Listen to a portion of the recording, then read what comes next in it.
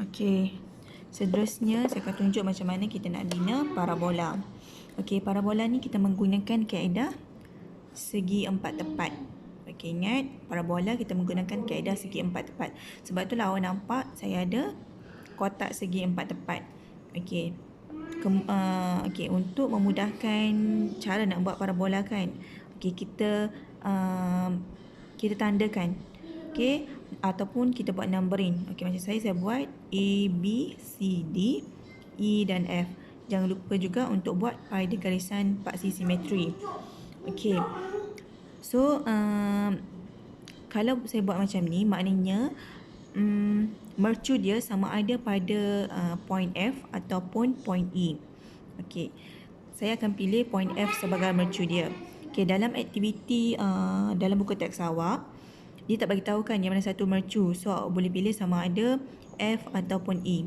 Ataupun nak ikut saya pun boleh. Okey. Okey, seterusnya kita akan buat garisan senggatan. Okey, kalau saya akan buat garisan senggatan pada titik F1 dan satu lagi pada titik B. Okey. So, garisan senggatan ni tak kisahlah panjang mana. Kemudian, okey, dah buat garisan senggatan kan, mestilah kena buat senggatan dia tu. Okey, so kita buat senggatan dia ni. Okey, untuk senggatan dia minimum adalah 4 senggatan, maksimum tak kisahlah. Tapi better buat 4 senggatan saja. Okay, kalau banyak sangat nanti susah untuk awak sambungkan ke semua titik-titik yang awak dapat tu. So, jarak dia tak penting. Okay, so tanda 4 senggatan. Samalah. Kat sini pun sama, kena tanda 4 senggatan. Yang ni pun 4 senggatan. Kalau sini 5 senggatan, yang ni pun kena buat 5 senggatan. Okay. Okay, kemudian bila dah tanda senggatan dia tu, kemudian kita kena selarikan. Okey, kena selarikan. Senggatan yang terakhir kita selarikan pada bucu A. Kemudian selarikanlah.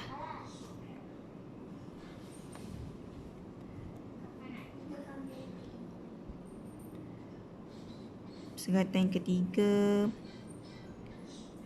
Senggatan yang kedua. Dan yang pertama.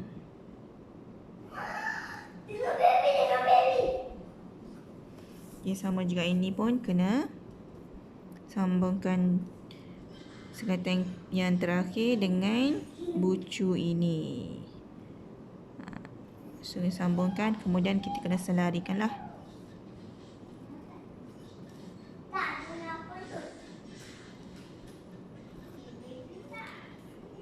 Okey, tersambungkan senggatan ni. So, kalau nak senang, awak numberingkan dia untuk lebih nampak. Okey, 1, 2, 3, 4. 1, 2, ataupun kat sini 1, 2, 3, 4. Okey, numberingkan dia. And then, okey, kemudian kita kena tarik. Nak tarik dari mana? Tengok pada mercu kita. Mercu kita pada titik F kan. So, tarik daripada titik F ke titik A dan juga kepada senggatan yang berada pada sebelah ni. Okey, senggatan yang berada pada garisan di sebelah ni. Okey, garisan yang ada pada mercu ni kita tak boleh sambungkan yang macam kita nak buat ni. Okey, kena buat macam ni. Okey. Macam mana kalau kita sambungkan daripada point A kepada senggatan 1, 2, 3, 4. Tak boleh ya. Kita kena start daripada pada mercu kita. Nak buat garisan yang macam ni, garisan pancaran yang macam ni, kita kena bermula daripada mercu. Tak boleh bermula daripada titik lain. So, macam ni, macam kalau kita buat parabola yang berbentuk senyum, yang ni akan hasil parabola yang berbentuk masam. Okey, kalau awak buat parabola berbentuk senyum, so mercu awak pada titik E kan. So garisan yang pancaran ni akan bermula pada titik E lah. E kepada titik E kepada titik ni dan juga ni. Okey, faham? Macam tu lah. So dia tak boleh sambungkan pada selain daripada titik mercu. Macam tu. So bila dah buat garisan pancaran macam tu, and then yang ni pastikan garisan yang berada pada mercu ni pastikan dia hanya straight saja. Garisan straight saja. Okey, pastikan dia garisan straight saja. So senggatan pertama turun 1 anak tangga, senggatan kedua turun 2 anak tangga, senggatan ketiga turun 3 anak tangga. Okey, macam mana kalau saya ubah nombor ini? Saya buat 1, 2, 3, 4. Adakah senggatan yang keempat ni kena turun 4 anak tangga? Tak. Ingat, tengok kepada mercu dia. Yang paling dekat dengan mercu turun 1 anak tangga, kemudian yang ni pula kena turun 2 anak tangga, 3 anak tangga. Okey, tengok yang paling dekat. Kalau sini paling dekat 4 kan. So senggatan yang saya numberkan sebagai 4 ni kena turun 1 anak tangga.